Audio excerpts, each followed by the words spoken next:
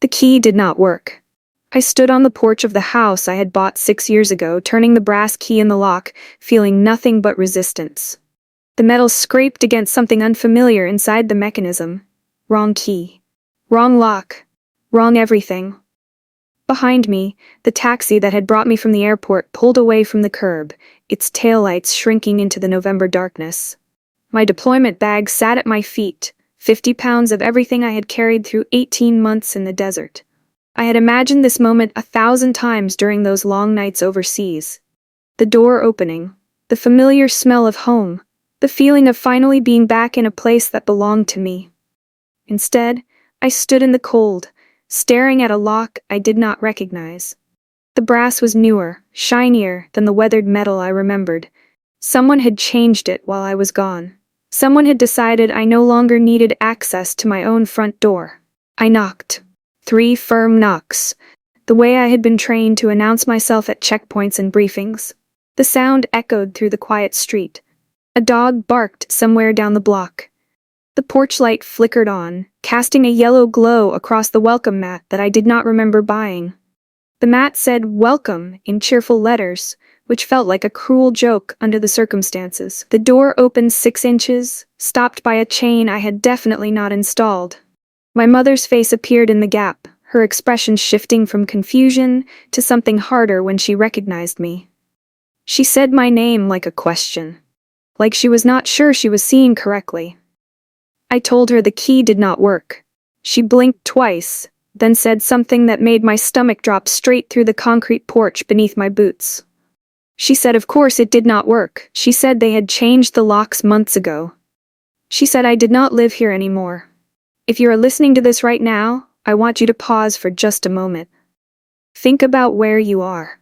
Maybe you are driving through familiar streets, the road unfolding without requiring your full attention. Maybe you are folding laundry or washing dishes while this plays in the background. Maybe you are lying awake at 3 in the morning, searching for a story that makes sense of something that happened to you. I was standing on my own porch, hearing my own mother tell me I no longer lived in the house I had purchased with my own money. The house I had sent mortgage payments for every single month while I was gone. The house that had my name, and only my name, on the deed. Tell me in the comments what you are doing while you listen. It helps me feel less alone when I imagine you there. My name is Jordan Mitchell. I was 32 years old that night, a staff sergeant in the Army with 12 years of service and 3 deployments behind me. I had enlisted at 20 because college felt impossible and staying in my hometown felt like slow suffocation. The military gave me structure, purpose, and eventually enough saved income to buy a house in Spokane, Washington, the place I thought I would return to when everything else was finished. I bought that house before my second deployment, a small craftsman with a covered porch and a detached garage, built in 1942 and updated just enough to feel modern without losing its character. I paid the down payment with my combat bonus. I signed the papers at a title company while my mother sat in the waiting room, proud and tearful, telling everyone who would listen that her child was a homeowner now. That was 4 years ago. A lot had changed since then. To understand what happened on that porch, I need to take you back to the beginning. Not to that November night, but to the years that shaped everything before it. I grew up in a family where need was the only currency that mattered. If you needed something, you got attention. If you were fine, you were invisible. My younger brother Kyle had always been the one with needs. Asthma that kept him home from school, anxiety that made social situations impossible, a sensitive nature that required constant protection and accommodation. I was the opposite. Strong, capable, independent. The child who could handle anything. The child who did not complain when things were hard, because complaining meant taking attention away from someone who needed it more. By the time I was 12, I had learned to disappear into competence. I made my own lunches. I walked myself to school. I figured out homework without asking for help. When my parents fought about money, I pretended not to hear. When Kyle broke my things or blamed me for his problems, I learned to absorb the unfairness without making waves. The military felt like a natural extension of that training. I was already good at following orders, suppressing my own needs, and functioning in high-stress environments. The army just gave me a paycheck and a purpose for skills I had been developing my entire childhood. When I bought the house in Spokane, I told my mother she could stay there while I was deployed. She had been living in a cramped apartment since my father left, and I wanted to give her stability. I wanted to be the good child, the one who took care of things, the one who made everything easier for everyone else. I should have seen what was coming. The signs were there from the beginning. The first time I came home on leave, she had rearranged the furniture without asking. Small changes, nothing dramatic. The couch against a different wall. My bookshelf moved to the garage. I mentioned it casually, and she laughed and said she was just making the space more functional. She said I was never there anyway, so what did it matter? The second time I came home, Kyle had moved in.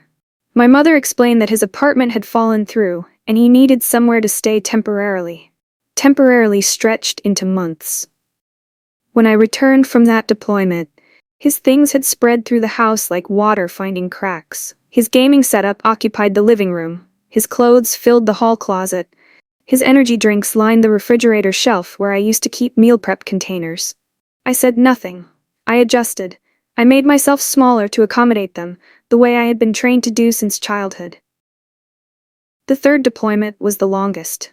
18 months in a combat zone, communications limited, contact with home sporadic and brief.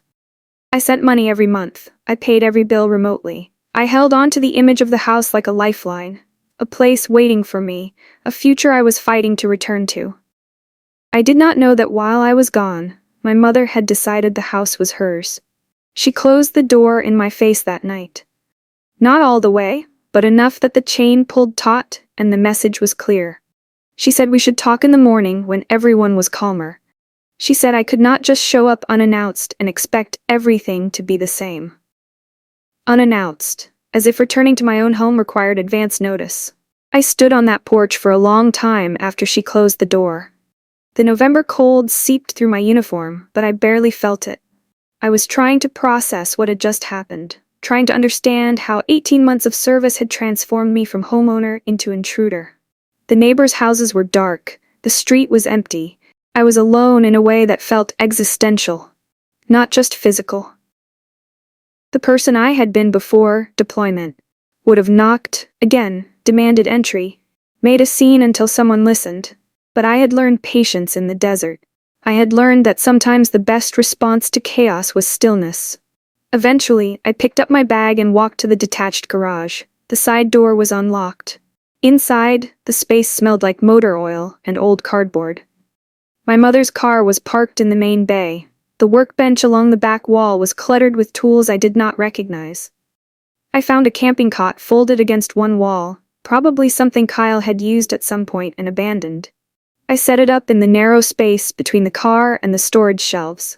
I unrolled my sleeping bag, the same one I had used in the desert, and lay down in the darkness. The concrete floor was cold. The air was cold.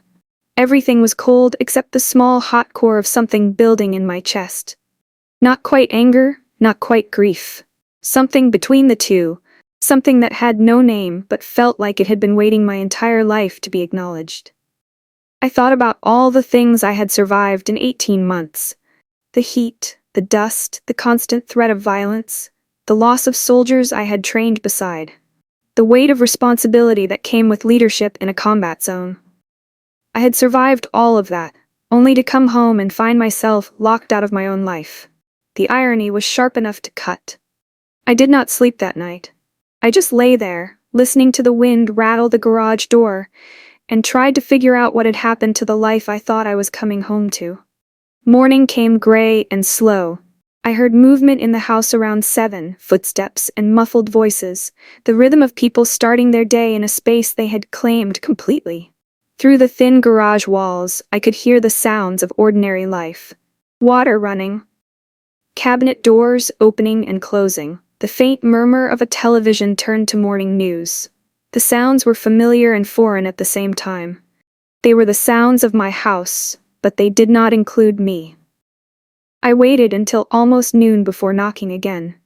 I needed time to think, to calm the anger that had built through the long, cold night. I needed to approach this situation with the same discipline I had brought to every other challenge in my military career. This time, Kyle answered. He was thinner than I remembered, paler, with the soft look of someone who had not spent much time outside. He stared at me through the gap in the door, like I was a delivery person he had not ordered. I asked if I could come in. He shrugged and undid the chain, stepping back to let me through. The gesture was grudging, almost hostile. He did not meet my eyes. The house smelled different. Not bad, just unfamiliar. The cleaning products had changed. The cooking smells had changed. Even the quality of the light seemed altered by curtains I did not recognize. Everything was slightly off, like a photograph that had been edited to remove someone from the frame. My mother sat at the kitchen table, a cup of coffee cooling in front of her. She did not stand when I walked in. She just looked at me with an expression I could not quite read.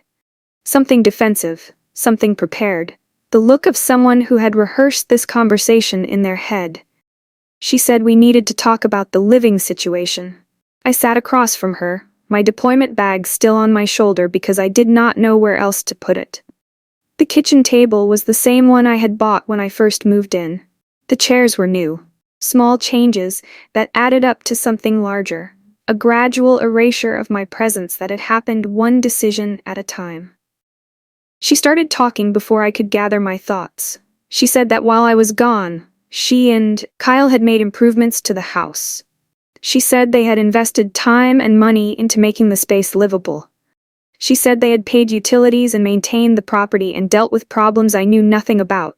She said all of this like it explained everything, like contribution erased ownership, like effort justified possession. I listened until she finished. Then I asked a single question. I asked who was paying the mortgage. She paused. Her coffee cup rotated slowly in her hands. Kyle, who had been hovering in the doorway, shifted his weight from one foot to the other. She said the mortgage was a separate issue. She said what mattered was who was actually living in the house, maintaining it, making it a home. I felt something shift inside me. Not anger. Not yet. Just a cold clarity, the kind that comes when you finally see a situation for what it has always been. I told her I had paid every mortgage payment for the past 18 months. I told her the automatic payments had never stopped. I told her I had bank records showing exactly how much money had left my account and exactly where it had gone. She did not respond to that. She just looked at the table and said things were more complicated than I was making them. I asked where my belongings were. Kyle answered that one. He said they had put some stuff in the storage unit. He said some of it was probably in the garage. He said honestly, there was not much worth keeping. Not much worth keeping. My uniforms, my awards, my photographs, my books, the carefully chosen furniture I had shipped from 3 different duty stations. Not much worth keeping. I stood from the table, my bag strap dug into my shoulder.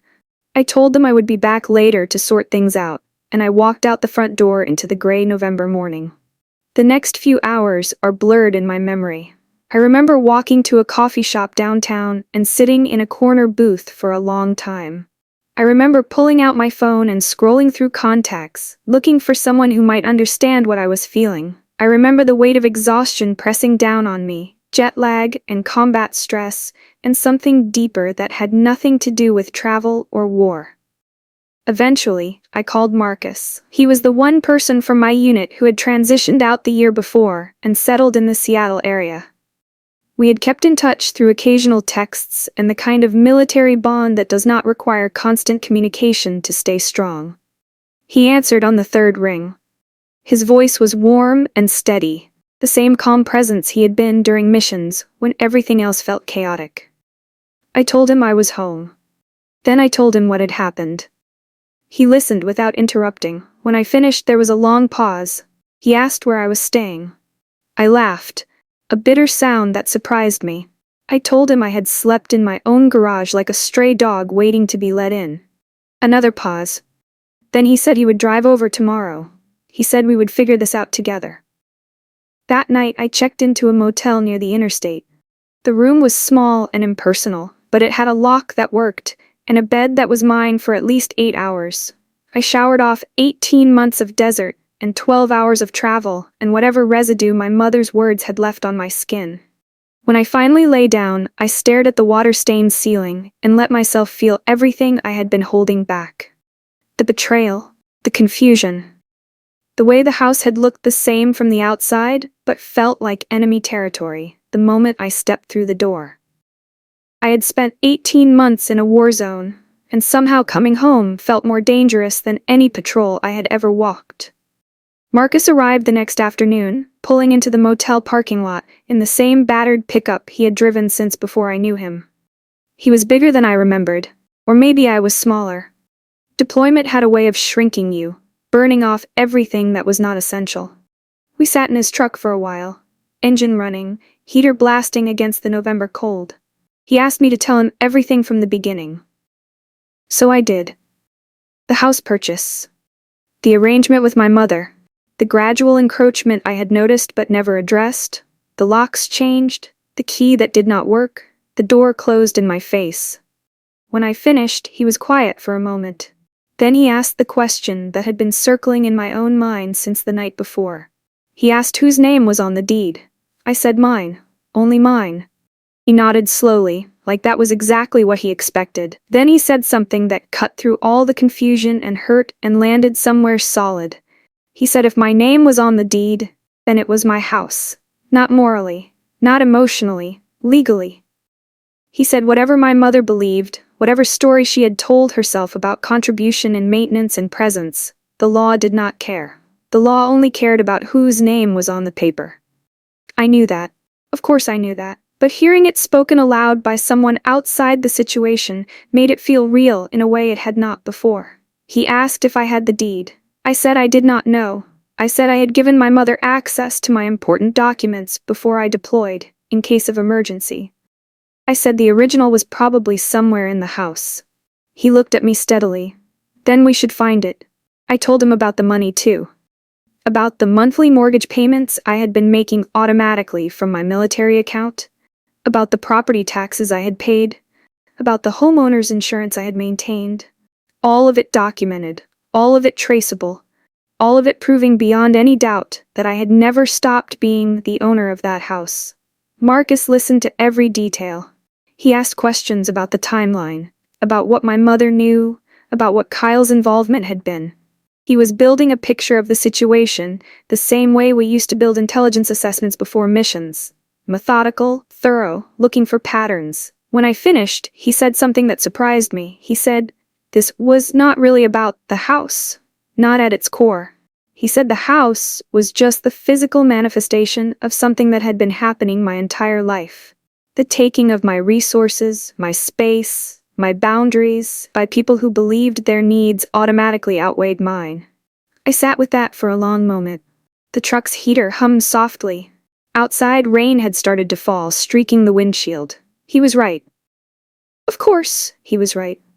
The house was just the most concrete example of a pattern that stretched back decades. We drove to the house together. My mother's car was in the driveway, which meant she was home. I knocked on the front door with Marcus standing behind me, his presence solid and reassuring. Kyle answered again. His eyes went to Marcus, then back to me, and something shifted in his expression. Having a witness changed the dynamic in ways that were immediately visible. The contempt he had shown yesterday was muted now, replaced by a wariness that told me everything I needed to know about how this family operated. I told Kyle I needed to get some documents from the house. I said it calmly, without aggression, but I did not phrase it as a request. He stepped aside. Inside, the house felt different with Marcus beside me, less overwhelming, more navigable. The same furniture filled the same rooms, but having an ally changed how the space felt. I was no longer the lone intruder in a place that should have been mine. I was the owner, finally acting like one. My mother emerged from the kitchen, her face tightening when she saw I was not alone. She wiped her hands on a dish towel, a gesture I recognized from childhood. She always did that when she was preparing for conflict. Something about having her hands busy seemed to give her an advantage. I told her I needed to access my files. The important documents I had stored in the office closet before I deployed. She said some things had been moved around, She said she was not sure where everything was. She said we could look together tomorrow when things were calmer. I did not wait for tomorrow. I walked past her toward the back bedroom, the one I had used as a home office. Marcus followed. My mother called after us, her voice rising, but she did not try to physically stop me. The office had been converted into a guest room. My desk was gone, replaced by a daybed covered in decorative pillows. My filing cabinet was nowhere to be seen. The closet, when I opened it, was full of Kyle's winter clothes and boxes labeled in my mother's handwriting. Winter decorations, tax documents. Kyle memories. Kyle memories. A box dedicated to preserving his childhood. I wondered if there was a Jordan Memories box anywhere. I already knew the answer. I started searching anyway. Marcus helped, methodically going through boxes while I checked shelves and drawers. My mother stood in the doorway, arms crossed, watching us like we were burglars in her home. The irony was not lost on me. She said I had no right to go through her things. I stopped and looked at her. I said they were not her things. I said this was not her house. I said the fact that she had been living here did not transfer ownership, no matter how many locks she changed. Her face went pale, then flushed. She said I was being cruel after everything she had done for me. She said she had raised me, sacrificed for me, given me everything. She said the least I could do was let her live somewhere comfortable in her old age. I felt Marcus glance at me, but I kept my eyes on my mother. I had heard variations of this speech my entire life. The endless catalogue of sacrifices she had made. The perpetual debt I supposedly owed for the crime of being born and raised. I told her that none of what she had done for me as a parent entitled her to take my property. I told her that raising a child was not an invoice to be collected later. I told her that whatever she believed about fairness or deserving, the house was legally mine, and I would be reclaiming it. She started crying then. Not the quiet tears of genuine grief, but the loud, performative sobs I remembered from childhood arguments, the kind designed to make me feel guilty enough to back down. The kind that had worked on me for decades. I did not back down. Not this time. Kyle appeared in the hallway, drawn by the sound of his mother crying. He looked at me with undisguised hatred. He asked what I had done to her. I said I had told her the truth. He stepped closer, his fists clenched. He said I had always been selfish. He said I had always thought I was better than everyone else. He said leaving for the army was just running away from my responsibilities to the family. Marcus moved slightly, positioning himself between Kyle and me. Not threateningly, just present. A reminder that I was not alone. I did not engage with Kyle's accusations. I had spent too many years defending myself against charges that existed only to deflect from his own failures. Instead, I kept searching. Marcus found the filing cabinet in the garage, shoved behind old lawn equipment and covered with a tarp. The metal was dusty, the drawers slightly rusted from moisture. But my documents were still inside, slightly disorganized but intact. I pulled out the folder labeled House and found the deed exactly where I had left it. I held it up to the light, checking that nothing had been altered or removed. My name, Jordan Mitchell, printed clearly as the sole owner. No co-owners, no transfer of interest, no modifications. The paper felt heavier than it should have, heavier than any piece of paper had a right to feel. I also found the original mortgage documents, the closing papers, the purchase agreement. Everything dated, everything signed, everything proving without doubt that I had bought this house with my own money, my own credit, my own military service. My mother had followed us to the garage. She stood in the doorway, her crying reduced to sniffles, watching us go through the cabinet like we were excavating her secrets. I held up the deed so she could see it clearly. I asked her if she had ever actually believed the house was hers, or if she had just hoped I would never come back to claim it. She did not answer, but the look on her face told me everything. The next week moved in careful steps. I found a property attorney in Spokane, a woman named Diane Holloway, who specialized in real estate disputes. Her office was in a converted Victorian house downtown, all dark wood and tall windows. The waiting room smelled faintly of old books and coffee. I told her my situation. She listened with the same patient attention Marcus had shown, occasionally making notes on a yellow legal pad. She asked clarifying questions about dates, about communications, about the arrangement I had made with my mother before deploying. When I finished, she leaned back in her chair and confirmed what Marcus had already said. She said the house was mine, completely and solely. She said my mother and brother were occupants by permission, not tenants with rights. She said I could revoke that permission at any time, and they would have no legal standing to resist. She also said something that caught me off guard. She said cases like mine were more common than people realized. Service members deploying, trusting family to maintain their property, returning to find that trust had been exploited. She said the military had specific protections under the Service Members Civil Relief Act, but many of those protections assumed the threat came from outside the family. She said families were often the most dangerous adversaries because they had the most access and the most emotional leverage. I asked about the changed locks. She said that was actually helpful to my case. It showed they knew they were living in my property and had taken active steps to control access without my consent. It demonstrated intent, not just confusion or miscommunication. I asked about eviction procedures. She said I had options. I could give them written notice to vacate, following Washington state guidelines. I could file for formal eviction if they refused. I could also explore other arrangements if I wanted to maintain some family relationship. I sat with that for a long moment. The word eviction felt sharp in my mouth, like something that would cut both ways. I told her I wanted to start with written notice. I wanted everything documented. I wanted the law on my side before any conversation happened. She nodded and said she would draft the notice that afternoon. She also recommended I keep a detailed log of all interactions with my family from this point forward. Dates, times, what was said. Documentation was protection, she said, especially when dealing with people who might later claim things happened differently than they did. Before I left her office, she said one more thing that has stayed with me. She said the hardest part of cases like this was not the legal process. The law was clear. The hardest part was the emotional aftermath of enforcing boundaries against family. She said I should prepare myself for the guilt they would try to make me feel, and remember that guilt was not the same as wrongdoing. I delivered the notice myself. Not through the mail, not through a process server. In person, with Marcus as a witness. The morning was cold, the sky a flat gray that seemed to press down on the neighborhood. We parked across the street, and I sat in the truck for several minutes, holding the envelope in my hands. The paper felt thin, almost fragile, despite the weight of what it contained. Marcus did not rush me. He just waited, the engine idling, his presence steady beside me. I stepped out of the truck and walked across the street. My boots made a familiar sound on the pavement, the same measured pace I had learned in the military. Not rushing, not hesitating, just moving forward because that was what needed to happen next.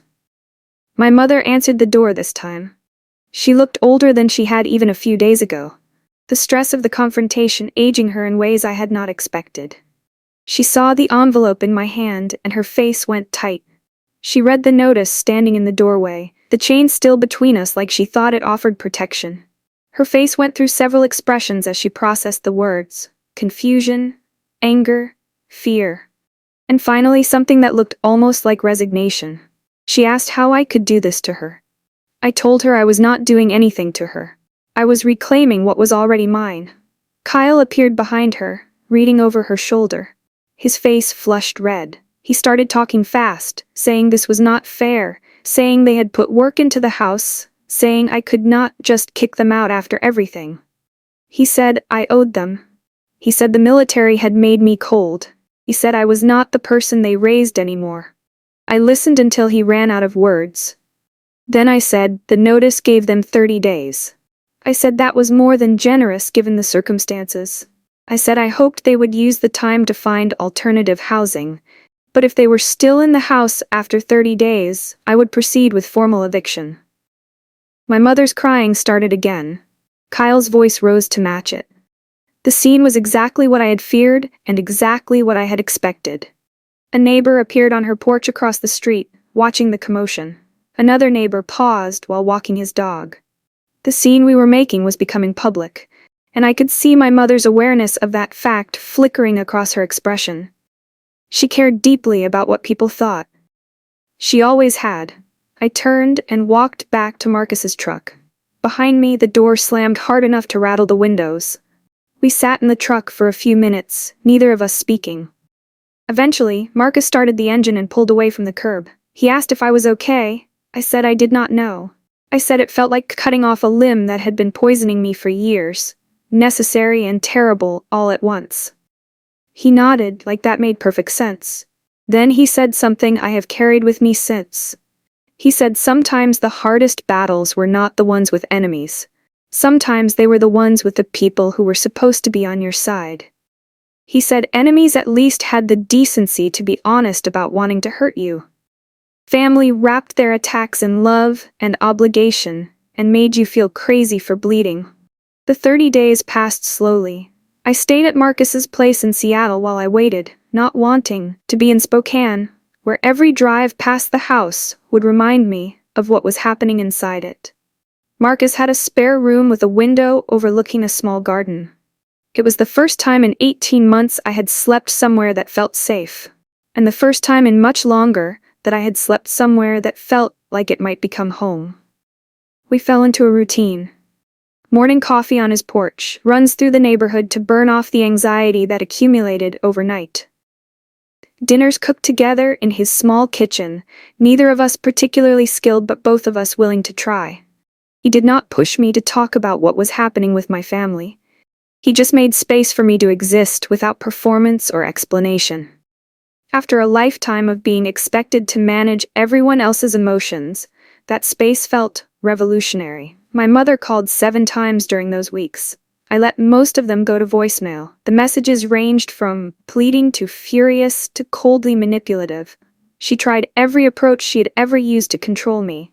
Guilt about her health, fear about her finances, accusations that I had always been ungrateful, always been difficult, always been the problem in our family. One message stood out. She said she had talked to a lawyer. She said I could not just throw her out. She said she had rights as a resident, and I was violating them. I forwarded that message to Diane. She called me back within the hour to confirm that my mother was bluffing. There was no basis for her claim.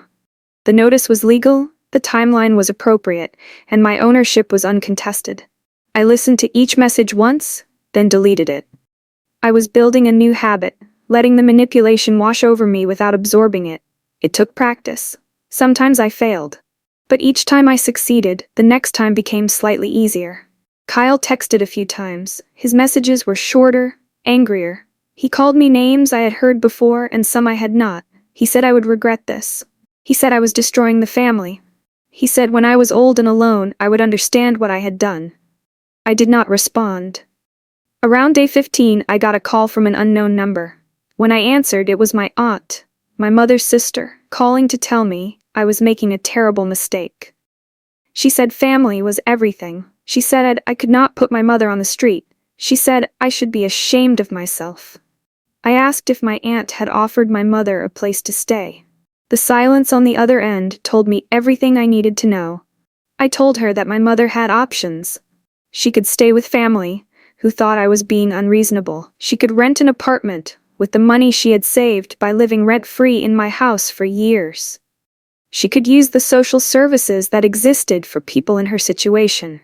What she could not do was continue occupying my property against my will while telling everyone I was the villain. My aunt hung up without responding. On day 28, Diane called to tell me they had moved out. A neighbor had reported seeing a moving truck in the driveway. The house was empty. I drove to Spokane that afternoon, making the trip alone this time. The house looked the same from the outside. Same porch, same siding, same detached garage where I had spent my first night back. But when I turned my key in the new lock, the one I had changed that morning through a locksmith Diane recommended, the door opened smoothly. The house was empty, not just of people, but of almost everything. They had taken the furniture, the appliances, the curtains, even the light fixtures in some rooms. What they could not take, they had damaged. Holes punched in walls, cabinet doors ripped from hinges. The word ungrateful spray-painted across the living room floor in bright, red letters. I stood in the center of that empty, vandalized space and felt something unexpected. Relief. Not because the damage did not hurt. It did. Not because I did not grieve what had been taken. I did. But underneath all of that was a profound sense of liberation. The conflict was over. The manipulation was over. The years of making myself smaller to accommodate people who never intended to respect my boundaries, finally, completely over. The spray paint felt like a confession. Ungrateful. That was how they saw me. Not as someone who had been generous, who had provided housing for years, who had paid every bill while serving overseas. Just ungrateful. Because I had finally stopped giving them everything they demanded. I photographed everything for insurance purposes. I called Diane to report the damage and explore legal options. She said we could pursue a civil case for the vandalism, but the cost and emotional energy might not be worth it. She left the decision to me. I decided to let it go. Not because they deserved forgiveness, but because continuing to fight would keep them in my life.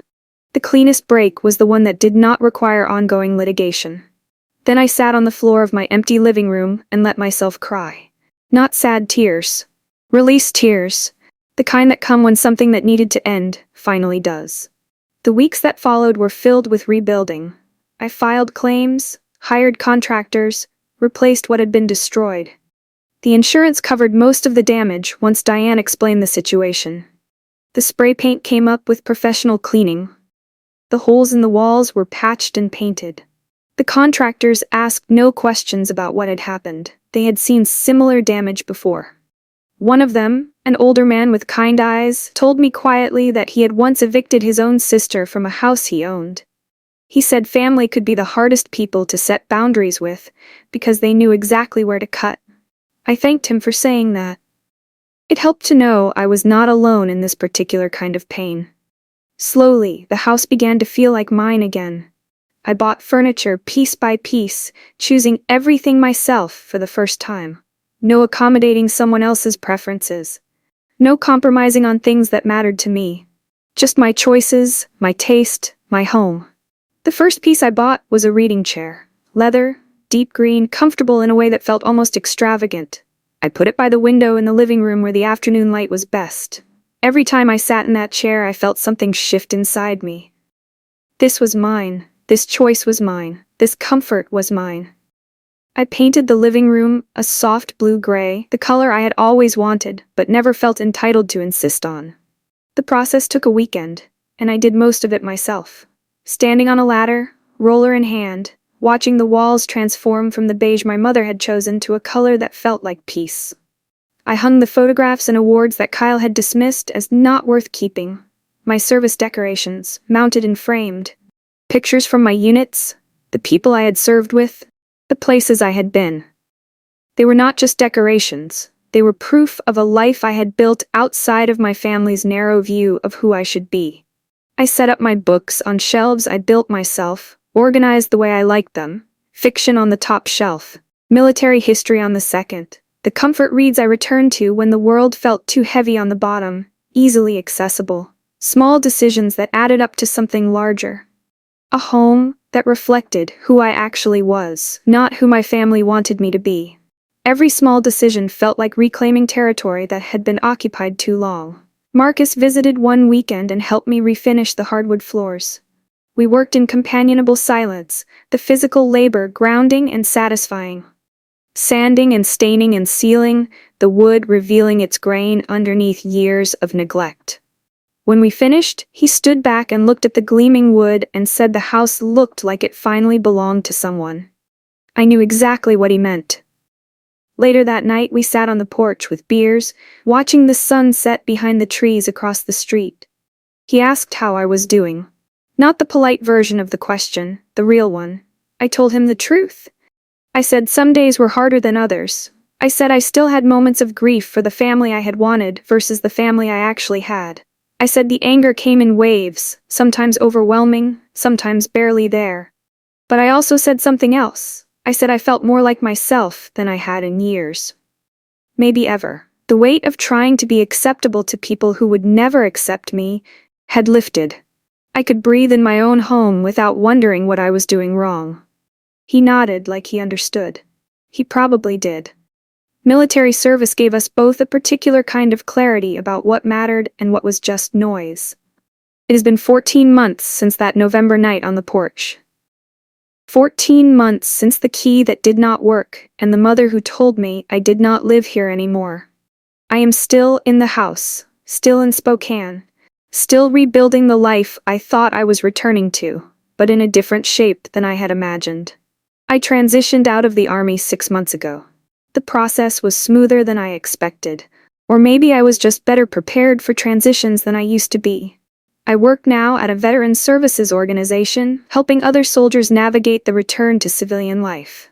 The work feels meaningful in ways that combat never did. Every day I meet soldiers coming home to situations they did not expect.